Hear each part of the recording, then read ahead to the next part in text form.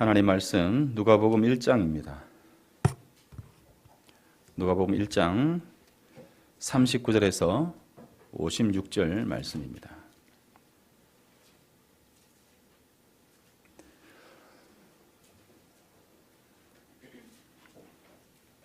이때에 마리아가 일어나 빨리 산골로 가서 유대 한 동네에 이르러 사가랴의 집에 들어가 엘리사벳에게 문안하니 엘리사벳이 마리아가 문안함을 들으매 아이가 복중에서 뛰노는지라. 엘리사벳이 성령의 충만함을 받아 큰 소리로 불러 이르되 여자 중에 네가 복이 있으며 내 태중의 아이도 복이 있도다. 내 주의 어머니가 내게 나아오니 이 어찌 된 일인가. 보라, 네 문안한 소리가 내 귀에 들릴 때에 아이가 내 복중에서 기쁨으로 뛰놀았도다. 주께서 하신 말씀이 반드시 이루어지리라고 믿은 그 여자에게 복이 있도다. 마리아가 이르되 내 영혼이 주를 찬양하며 내 마음이 하나님 내 구주를 기뻐하였음은 그의 여종의 비천함을 돌보셨습니다. 보라, 이제 후로는 만세의 날을 복이 있다 일컬이로다. 능하신 이가 큰 일을 내게 행하셨으니 그 이름이 거룩하시며 국률하심이 두려워하는 자에게 대대로 이르는도다. 그의 팔로 힘을 보이사 마음의 생각이 교만한 자들을 흩으셨고 권세 있는 자를 그 위에서 내리치셨으며 비천한 자를 높이셨고 줄이는 자를 좋은 곳으로 배불리셨으며 부자는 빈손으로 보내셨도다. 그 종 이스라엘을 도우사 국률이 여기시고 기억하시되 우리 조상에게 말씀하신 것과 같이 아브라함과 그 자손에게 영원히 하시리로다 하니라. 마리아가 석 달쯤 함께 있다가 집으로 돌아가니라. 아멘. 이 시간 늘 은혜로운 찬양이지만 또 오늘 찬양대의 찬양이 좀 더 은혜가 되고 또 우리의 힘이 되는 것 같습니다. 감사합니다. 대림절은 우리 주보에 적힌 문구와 같이 오시는 하나님을 기다리는 절기입니다. 지난주에는 그 기다림이 단순한 기다림이 아닌 새롭게 되는 것이다 하고 말씀을 드렸습니다. 오늘은 대림절 두 번째 메시지로 대림절의 의미를 좀 더 생각해 보고자 합니다. 더 나아가 우리는 이 대림절을 보내고 있는 그리스도인들로서 마땅한 모습을 살아가고 있는가를 오늘 본문을 통해서 살펴보고자 합니다. 오늘 본문은 쉽게 알 수 있는 것처럼 두 장면으로 나눌 수 있습니다. 첫 번째 장면은 45절까지이고 두 번째 장면은 46절부터 시작합니다.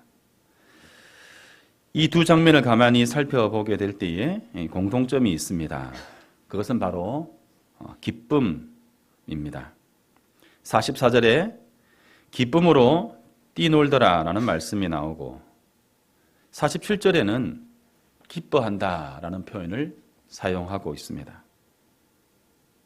그래서 오늘 본문에 두드러지는 특징은 기쁨이라고 할 수 있겠습니다. 더불어 이 기쁨에 의한 소망을 떠올리게 합니다. 그러나 주인공인 마리아의 현실은 어떻습니까? 아시는 대로 그렇게 긍정적이지 않습니다. 본인이 받아들인 믿음의 선택이지만 사회적 손가락질과 함께 심각한 비난의 상황을 직면해야 할 수밖에 없는 그 현실을 직면한 처지입니다. 아시다시피 처녀의 몸, 다시 말해 결혼하지 않은 여인의 임신의 상황을 그가 맞게 됩니다. 마리아는 이러한 현실에서 찬가를 부르고 있습니다.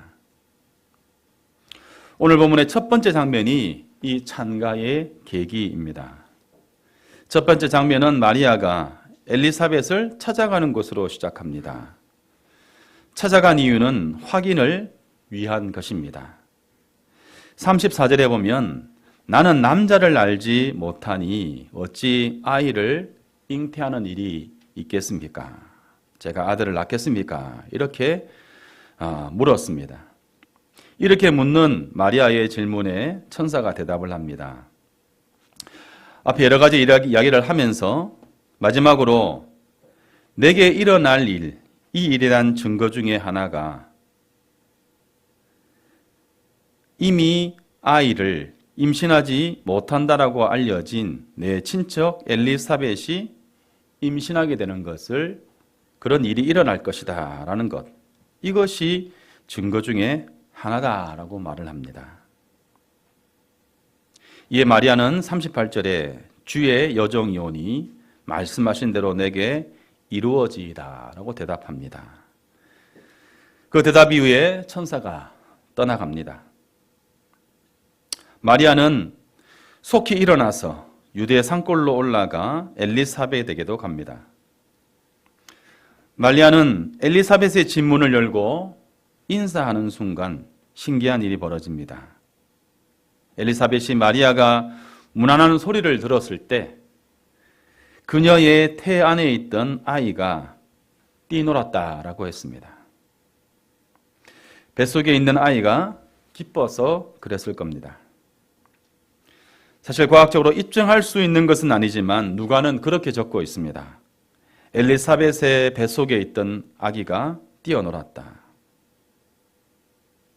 아기를 뵌 여인인 엘리사벳도 마찬가지입니다. 그녀는 성령이 충만하여 마리아를 향해 큰 소리로 예언합니다. 과거 예언자들이 했던 예언적 찬양과 같습니다. 당신은 여인들 중에 복이 있는 여인입니다. 당신의 태중의 아이도 복이 있습니다.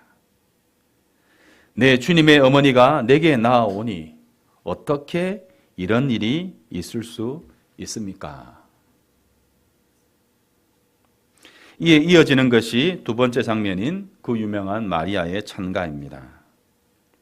엘리사벳의 환대에 마리아는 노래합니다. 이때 마리아의 영혼은 하나님을 찬양하고 하나님을 기뻐했다 했습니다.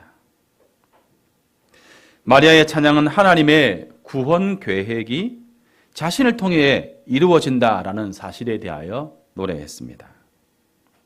구체적으로는 비천한 자를 높이시며 굶주린 자를 배불리시고 라고 했습니다. 반대로 권세 있는 자를 그 위에서, 그 보좌에서 내리치셨고 부자는 빈손으로 보내셨다, 내쫓으셨다, 이렇게 말씀합니다. 결국에는 하나님께서 이스라엘을 긍휼히 여기시고 기억하셔서 그들의 자손에게도 영원토록 그 은혜를 베푸실 것을 찬양했습니다. 요는 구주께서 여종의 비천함을 들으시고 능하신 주님의 큰 일을 행하셨다라는 것입니다. 권세자는 내치시고 비천한 자를 높이셨다라는 노래입니다.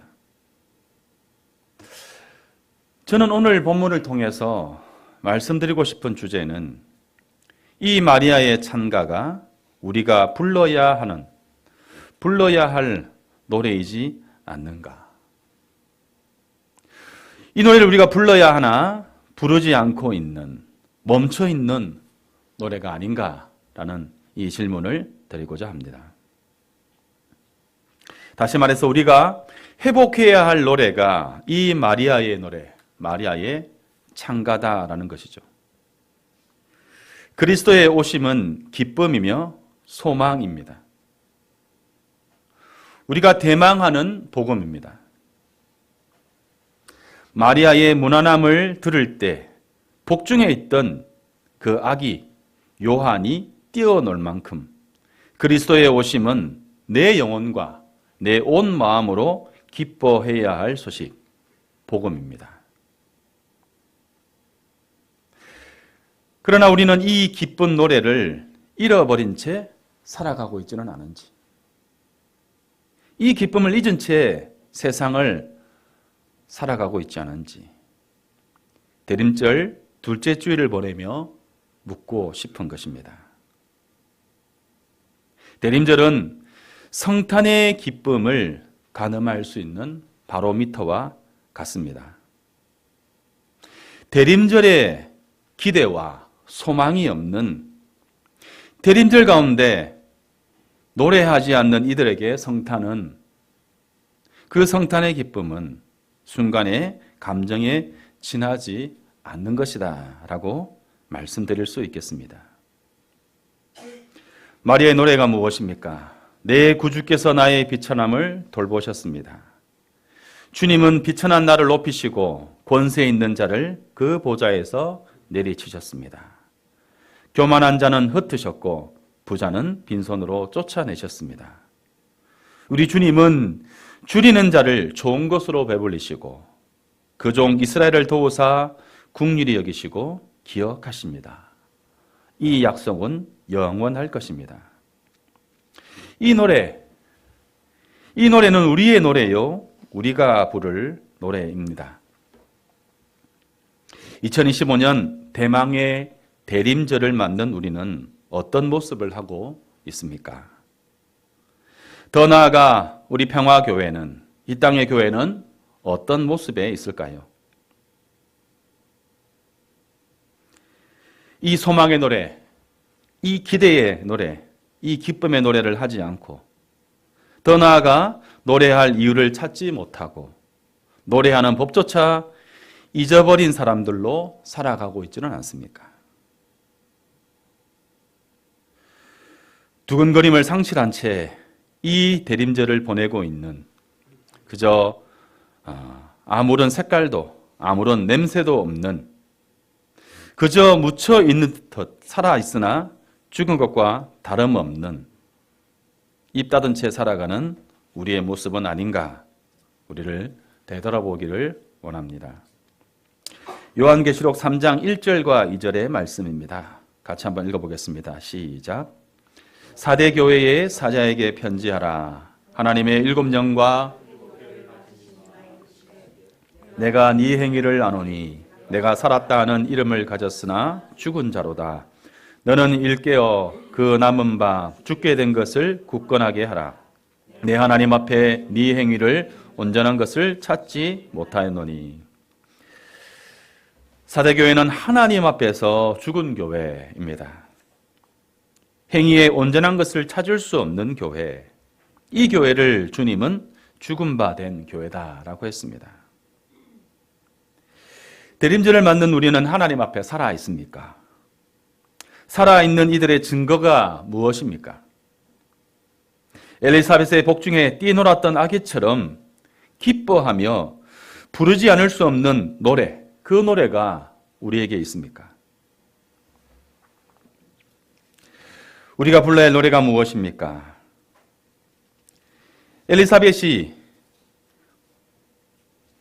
그 복중에 뛰놀던 아이를 경험한 것처럼 마리아의 창가가 우리가 불러야 할 하나님의 노래이지 않습니까? 마리아의 창가처럼 이러한 세상을 꿈꾸며 노래하며 이것을 위한 눈물로 씨 뿌림이 있는 우리의 모습인지, 우리는 이 하나님의 노래를 노래하며 우리의 삶의 몸짓으로 하나님의 나라를 위해 살아가야 하는 이들입니다. 대림절은 그것을 일깨우는 절기입니다. 우리는 세상을 바꾸는 역군으로 부르심을 입은 하나님의 사람들입니다. 주의 노래를 즐겁게 부르며 주의 역사에 동참하며 하나님의 나라를 기다리는 사람들입니다. 1984년 1월에 조선 땅에 동학 농민혁명이 일어났습니다. 지금의 전라도 정읍 군수인 조병갑의 가혹한 수탈로 인해서 농민들이 들고 일어난 사건입니다. 이 동학혁명은 사람이 곧 하늘이다, 인내천 사상 아래 낮은 자의 존엄을 회복하고 권세의 전복을 감행했던 혁명입니다.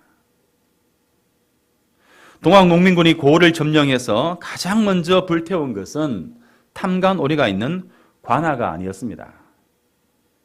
노비문서였습니다. 이것은 복수를 위해 이들이 들고 일어나는 것이 아니라 낮은 자의 존엄을 회복하기 위한 목적이었다라는 것을 보여줍니다. 오늘부터 너는 주인의 소유가 아니라 하늘의 백성이다. 태어나 처음으로 누구의 소유가 아닌 자유로운 한 사람으로 새롭게 거듭나는 기적 같은 일이 일어난 것이죠. 이 동학은 마리아 찬가에서 노래하는 권세자를 낮추고 비천한 자를 높이고 굶주린 자의 굶주림이 그치고 부자를 빈손으로 내쫓는 일을 감행하였습니다. 농민군은 탕가놀이와 악덕지주를 엄격히 처벌했지만 매질을 통한 복수를 하지 않았습니다. 그들이 수탈했던 그 모든 것에 그 죄과에 백성들 앞에 무릎 꿇게 하고 회개하게 했습니다. 또한 여성과 과부에 대한 존중이 있었습니다. 조선시대에도 사회적 최약자였던 여성들이 처음으로 보호의 대상이 아닌 존엄한 존재로 대우를 받게 했습니다. 조선 사회에서는 상상 불가능한 사회적 역전의 풍경이 펼쳐진 것입니다. 이 동학 농민의 혁명은 말 그대로 농민에 의해서 그 시대에 아무런 힘이 없는 농민들부터 시작된 혁명입니다. 마리아 찬가가 이 세상을 역전시키실 하나님에 대한 노래라면 이 동학농민혁명은 이 조선 땅의 약자들의 존엄을 회복하기 위한 실제의 몸짓이었다라고 평가하겠습니다. 이 동학농민혁명의 방법론을 우리는 따를 수는 없겠지만 이들이 이것을 통해 실현하고자 했던 세상은 이 시대를 사는 하나님의 나라의 백성들에게 큰 도전을 주는 놀라운 혁명이다라고 하겠습니다. 하나님의 백성들이 불러야 할 노래를 용기라는 말로도 부족한 기적 같은 일들이 조선시대의 농민들로 통해서 이루어진 것이죠.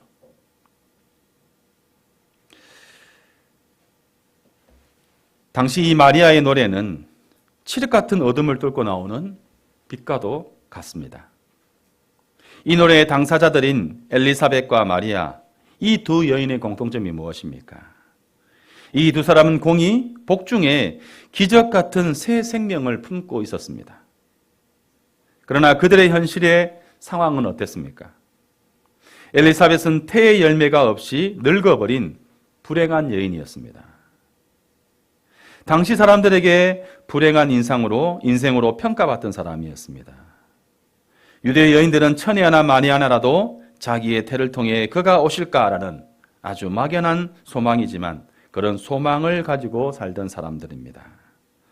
그런 기대조차 할 수 없는 그런 개인에게는 그 사실이, 그 현실이 아주 큰 불행이며 수치였습니다. 그땐 그랬습니다. 엘리사벳은 바로 그런 부정적인 편견의 대상이었던 말 그대로 비천한 사람이었습니다. 그렇다면 마리아는 어떻습니까? 혼전의 처녀가 아이를 낳을 수 없는데 혼전의 마리아가 임신을 했습니다. 역시 당시 사회에서는 용납할 수 없는 파혼당하고 수치를 당하고 사회적으로 고립될 수밖에 없는 또 다른 비천한 상황에 있던 여인이었습니다. 그래서 마리아의 고백처럼 그 두 사람은 비천한 사람들이었습니다. 그러나 주님께서 비천한 자를 통해 큰 일을 행할 것이다 라고 하셨고 이것이 마리아의 찬가의 핵심입니다. 종국에는 하나님의 백성들을 높이시고 영원히 그들과 함께 하실 하나님이지만 그 하나님께서 비천한 자들을 높이셨는데 이것을 마리아가 노래합니다. 마리아의 찬가는 희망입니다. 소망에 대한 확신의 노래입니다. 바로 이 노래는 우리의 노래, 우리가 불러야 할 노래입니다. 대림절을 맞이하는 우리는 어떻습니까? 대림절은 우리에게 어떤 의미일까요? 대림절은 알람이라고 말씀을 드렸습니다. 아, 주님이 오시지. 약속하셨던 주님께서 다시 오신다 말씀하셨지. 이 알림을 알려주는 알람입니다. 대림절은 주님께서 우리 가운데 다시 오심을 알려주는 알람입니다. 대림절은 우리의 정신을 차리게 하는 차가운 바람이 불기 시작하는 겨울 초입에 우리가 불러야 할 노래를 새롭게 부르도록 그 노래를 시작하도록 하는 절기입니다. 또다시 허밍으로 우리의 노래를 불러보는 또다시 새로운 시작을 알리는 절기입니다. 이 대림절 절기에 우리는 다시 우리의 노래를 불러야 합니다. 이 대림절에 다시 우리의 노래를 합시다. 비천한 자를 높이셔서 하나님의 나라의 일꾼으로 세우신 그 하나님께서 당신의 나라를 이루시는 그 일에 우리를 사용해 주시기를, 우리가 하나님의 그 노래를 하며 또 그 일에 다시 매진하는 우리 평화의 식구들 되시기를, 또 대림절을 믿음으로 대하시는 저와 여러분 되시기를 우리 주님의 이름으로 간절히 축복합니다. 이 시간 말씀을 기억하시면서 함께 기도합시다. 하나님께서는 비천한 자를 일으키시고 가난한 자를 먹이시고 또 그 하나님의 나라의 노래를 우리로 부르고 그 노래를 이루며 살아가게 해주시기를 하나님께 기도합시다. 대림절 주님의 오심을 우리의 삶의 터전에서 주께서 맡기신 그 일을 하다가 주님을 만나는 우리의 평화의 식구들 되시기를 위하여 이 시간 한 번에 주님 앞에 기도하며 나가겠습니다. 하나님 아버지, 하나님의 은혜를 참 감사합니다. 하나님 아버지께서 우리를 허락하여 주시고 하나님 아버지 우리의 노래를 부르게 하여 주시옵소서. 하나님의 역사와 하나님께서 행하실 그 일들을 우리의 입술로 부르며 우리의 삶으로 살아낼 수 있도록 우리의 몸짓으로 하나님께 노래할 수 있는 백성들 되게 하여 주시옵소서. 우리 찬송가 210